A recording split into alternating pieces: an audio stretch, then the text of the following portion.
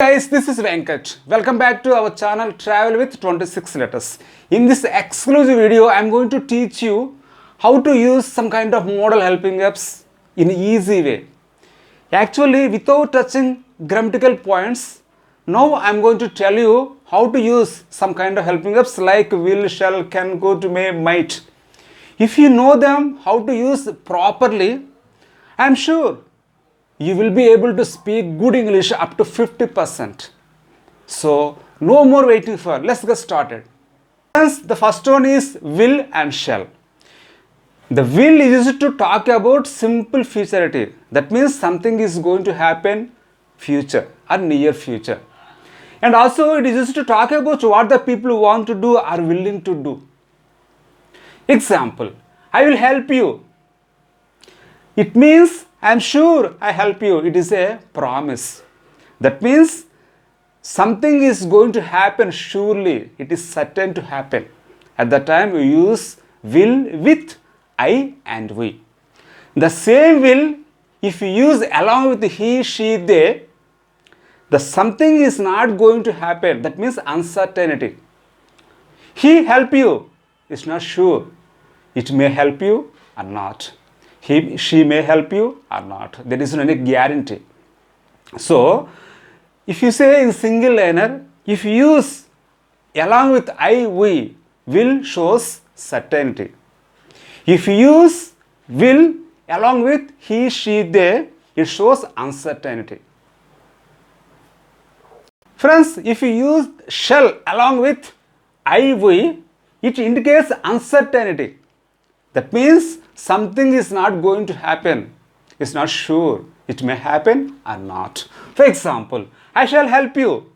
So, I shall help you means it may be possible, but I am not sure. And the second one is he shall help you, or she shall help you, or they shall help you. In this case, surely something is going to happen. That means if you use shall along with he, she, they, something is going to happen. Something is going to certainly happen. So, it expresses certainty in future. I want to say in simple way, shall expresses uncertainty when we use along with I, we. The same shall, if you use along with he, she, they, it expresses certainty. Simple. The next point is in questions, offers, requests, generally we use shall along with I and we. Example, shall we go to a movie? It is a proposal, it is a request. So, here we use we. Shall you go to a movie? Shall you go to a picnic? Shall you go to a party? Like this, we can use shall along with I or we. Shall I wait for you? So, both are indicating near future. In the same case, likewise, you use will in questions with he, she, they. Example, will he come? Will she submit report within a week? Will they visit my place tomorrow? Here, my place means where we are living.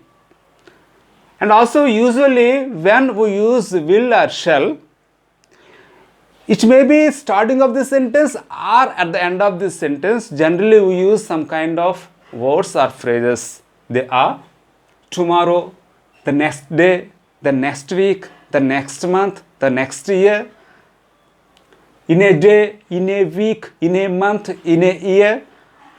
In a particular year, that means 2020, 21, 40, 45, in this way.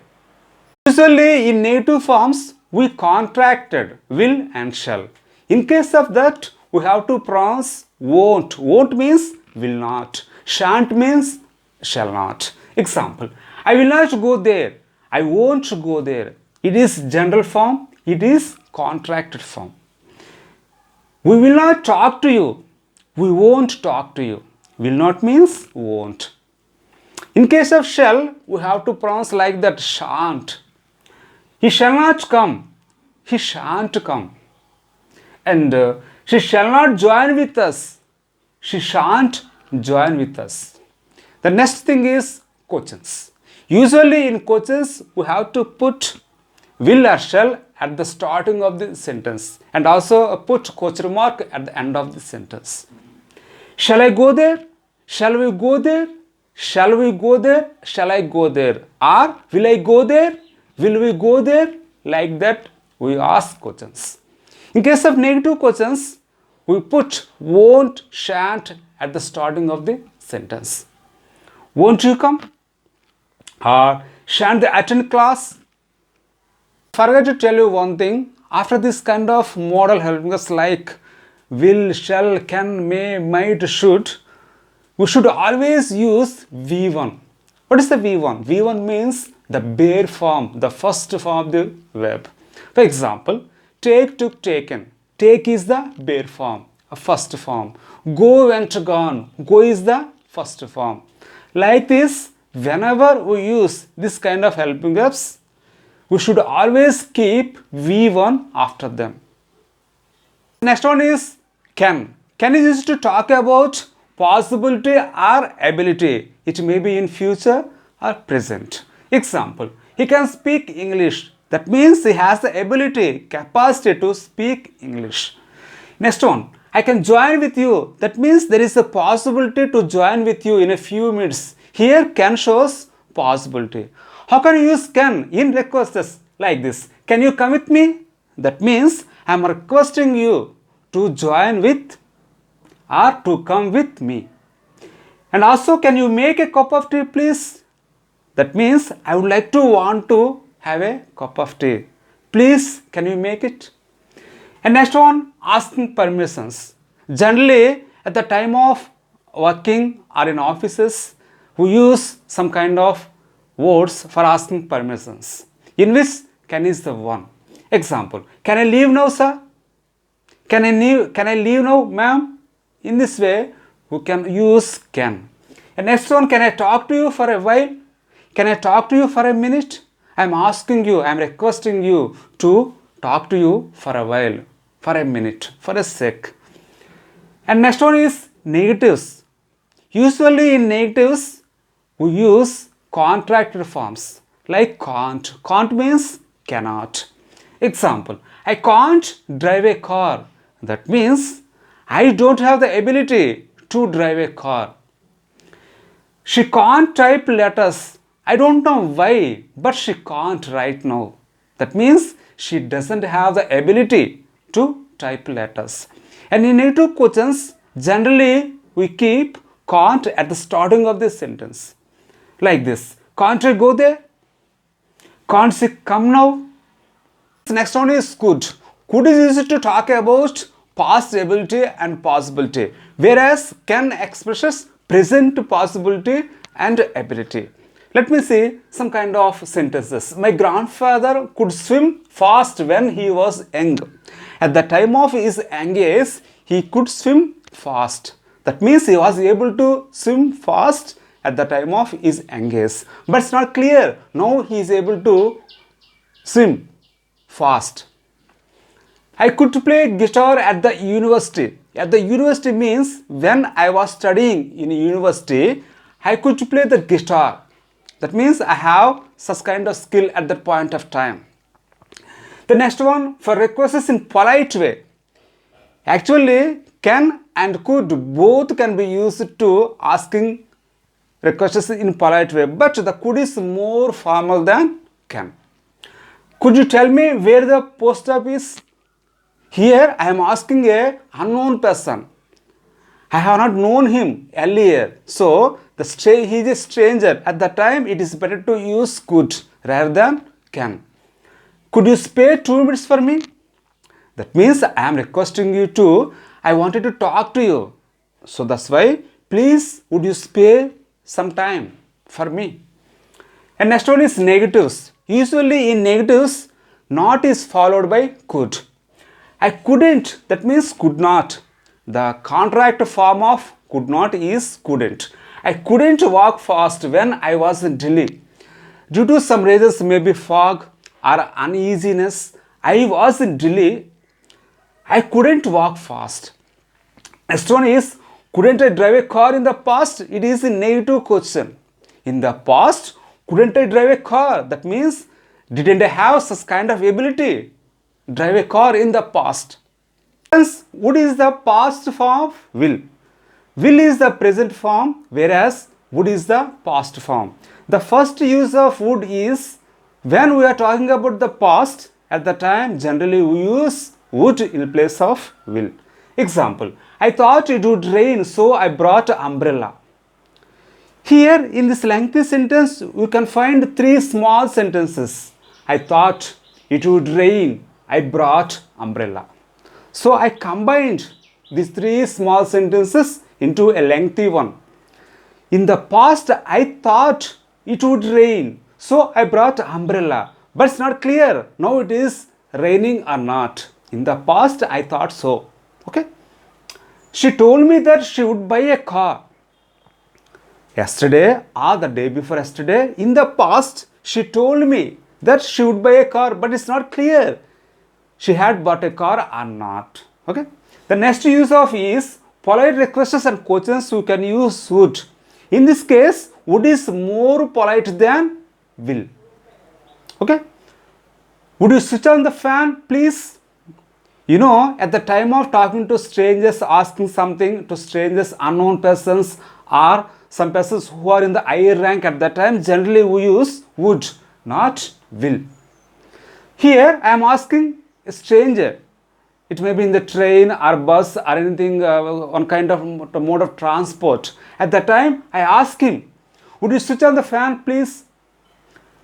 What would be the capital of Australia be? This is a question. In questions also generally we use would. The next one is talking about past habit. Not present habit, past habit. Something we had a habit of in the past but not present. At the time generally we use would. Like this. I would have more coffee while I was studying. But not now. When I was studying, I would have more coffee. That means frequently, like an habit, I would have more coffee. On and on. She would eat sweets regularly at the time of play. At the time of play means they were playing some kind of chess, cricket or anything else. At the time, particularly at the time, she was eating more sweets. That means like a habit. So it was a habit. So that's why generally we use would. The next one is should. Basically, should is the past form of shall. Should is used to talk about order, necessity, duty and an obligation. For example, we are working in an organization. Our boss is our head. Basically, generally he has the power to give some kind of thing to do. In that case, he used should. You should be back in an hour. It is his order. I should come within an hour. Okay. Next one. You should rush to the hospital urgently. I need money. You have to come urgently. Rush means come fast. It is a necessity. The next one. We should submit report as early as possible. As early as possible means at the earliest. Should submit report. It is part of my duty in that organization. So, as a part of my duty, I should submit report within short span of time. Okay. The next one is probability, expectation and guessing. Are you ready? The train should be here soon. I expect that the train will come or shall come very, very soon. Are you ready? According to my expectation, the train should be here. The next one. The car looks fine or fantastic. It should be expensive. Just by looking the car, we can guess that it must be expensive or it should be expensive. Okay. The next one, offering advice or opinion, usually with not. You know, generally should is the positive form, whereas should not is the negative form. Should not. In contract, we have to say shouldn't. Okay. You should not go without helmet. It is my opinion. It's my advice. If you go there without helmet, the police may catch you. The police may fine you. That's why, please listen to me, my advice. We should not or we shouldn't buy a car without papers. Papers means certain documents relating to car. So without valid papers, if you buy a car, certainly we may have some kind of problems in future. This next one is may. It expresses probability, possibility in present and future. Sometimes it can express doubt too. Example sentence. I may be late today to the office. That means I am not sure whether I am coming to the office on time. That's why I am saying that I may be late. Next one. She may reach meeting hall in an hour. It's my expectation. I expect that she may reach meeting hall in an hour. But I am not sure. It's not clear whether she reaches the meeting hall in an hour or not. It may rain. The sky is full of dark clouds. So, just basing on dark clouds, I can say that I can expect that it may rain at any moment. But we are not sure. Just because of getting dark clouds, does it mean we are going to rain? It is going to rain. Okay, next one is for wishes and greetings. It is quite common to hear this kind of expression with may usually. In this way, we have to use may at the starting of the sentence. May you celebrate many more birthdays. May God bless you. So, this kind of wishes can be expressed by the way of may. Next one, for asking permission in polite way, in very, very polite way, at the time we use generally may. Example, may I sit here? So, usually if I known person, generally we need not ask permission to sit beside him or beside her.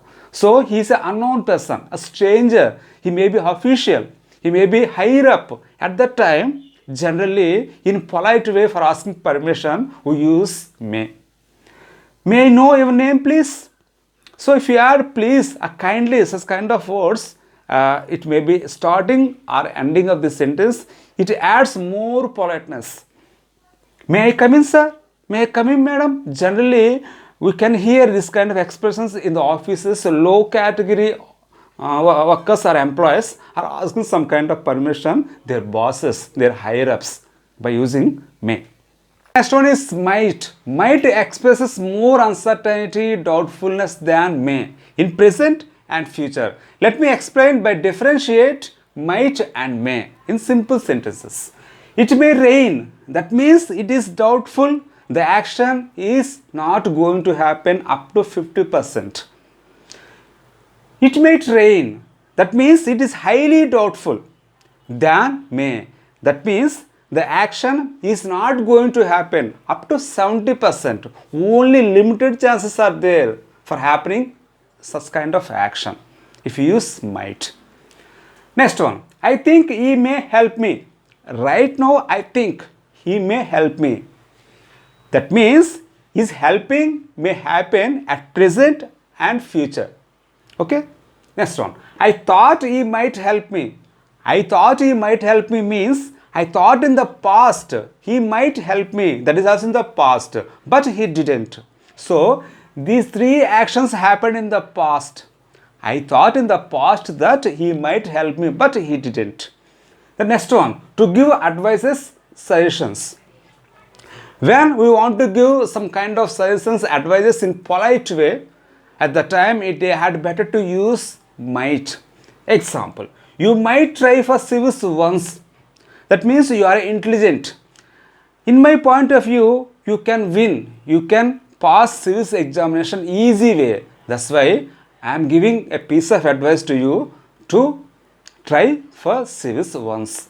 Next one. It might not increase your cleverness. Here we use might not. It is a contractor form of might not. It means mightn't. The actual form is might not. The contractor form is mightn't. We can say like this. It mightn't increase your cleverness. That means it is not. It doesn't work. The next one is need. Need can be used in both ways as a main verb and helping verb. As a main verb, it is used in the sense of require. Example, I need your help. That means it is required to get a help from you. That's why I came here. Next one, you need not worry. Here we use need not or needn't. It is a contracted form. That means you need not worry. Be happy, be cool. There is no any requirement of worrying right now. The next one is, as a helping verb, it is used in the sense of necessity, for want of. Example, you need to know basics first. Here you have to remember one thing. When it is used as a helping verb, after that you have to keep 2 plus V1. It is called to infinitive. Example, to know. 2 plus V1. KNOW know is a verb. It is the first form of the verb. To know. You need to know basics first. That means it is necessary to know basics first, and then you can proceed. Next one. I need to talk to you urgently. Need plus 2 plus V1. I need to talk to you urgently. The matter is so serious. It is so necessary. It is so urgency to talk to you right now. Then last one is negatives. In negatives, generally we use contracted forms like need not is equal to needn't.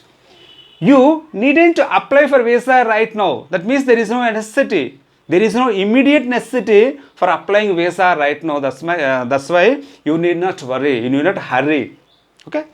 You needn't go urgently. Go slow. There is no any necessity to go fast. Go slow. Be cool. Next one is must. Must expresses something is essential, necessary in emphatic way. That means it is utmost necessary. It is utmost important. Example, I must learn English immediately. That means I have to learn English. It is useful for my career. That's why it is too necessary. It is utmost necessary to learn English right now. That's why I am following your channel. Okay. You must finish all the work. So, as an employee, your higher up is instructing like that. You must finish all the work right now. Then only you can leave the office. So, in strict orders, generally we use must. Next we use personal obligation. So, if you don't do something, we personally get loss. At the time, usually use must. Example, I must stop smoking. Otherwise, I would pay a lot. Maybe my life. Next one, you must go to the doctor or you must consult the doctor. Otherwise, your health may be damaged. So, it is utmost necessary to consult, to visit doctor immediately. Next one, prohibition.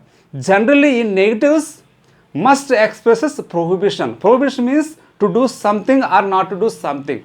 Example, you must not or you mustn't park car here. That means if you park car here, certainly you will be fined. Next one is dare. Dare can be used in both ways, as a main verb and helping verb. When it is used as a main verb in the sense of challenge, face boldly something. Example sentences. She dares to say what she thinks. That means she has a lot of courage, boldness to say whatever she thinks. She did not dare to open the door. So, as a main verb, it has 4 forms like that. Dares, dared, dare, daring. So, in this case, we use in the past tense. She did not dare to open the door. At the time, she did not have a lot of courage, boldness to open the door. She might be afraid. Next one, as a helping verb, it is followed by V1. So, at the time of using dare as a helping verb, after that we use V1. Example, how dare you to talk to me in such a reckless way? How dare he speak to you like that? We can hear this kind of expressions most of the times. How dare you to talk to me? How dare you go there without my help? The next one is ought to. After ought to, we have to use the bare form of the verb, that is V1. Ought to expresses moral obligation, the set of ethics, some set of rules in the part of society. But we don't know whether we are following them or not. It is another matter. Example, you ought to be careful when you are talking to elders. You ought to respect elders. That's why we ought to be careful at the time of talking to them. Choice of our words. That means indirectly saying that we ought to respect elders. Next one, you ought to help the poor. Here you means the rich. The rich people ought to donate something to the poor. As a part of the society, they have some kind of moral obligation. The rich people ought to donate, ought to share something they have to the poor people. Okay. Next one, to say not to do something. Not to do something, it means prohibition, some kind of ban. You ought not or oughtn't smoke too much. If you smoke too much, certainly your health will be damaged. That's why you oughtn't smoke too much. You ought not or oughtn't take risks while driving. At the time of driving, we ought to be so careful. So at that time, we oughtn't take risks. If you take some kind of risk, certainly our journey will be spoiled. The last thing is use it to. After use it to, we need to use V1. That means bare form of the verb. Use it to is use it to say the action which was not happening right now. That means a action happened in the past like a habit, like a past habit. Such kind of actions we have to express by using use it to. Example, he used to smoke. That means he stopped smoking. He is no longer smoking right now. In the past, he used to smoke as a habit, but not now. Okay? Next one. She used to talk a lot when she was at college. That means when she was studying at college, she used to talk a lot without necessity. On and on, she was talking continuously, too much. But now, she has control to talk that much. The last one is, I used to get up 3 in the morning because of examinations. In the past, I used to get up 3 in the morning. But now, I am getting up 7 o'clock in the morning. Okay? So before winding up this lesson, I would like to request you, if you want to learn English in easy way, that too perfect English, please subscribe our channel Travel with 26 Letters. Thank you very much for watching my videos.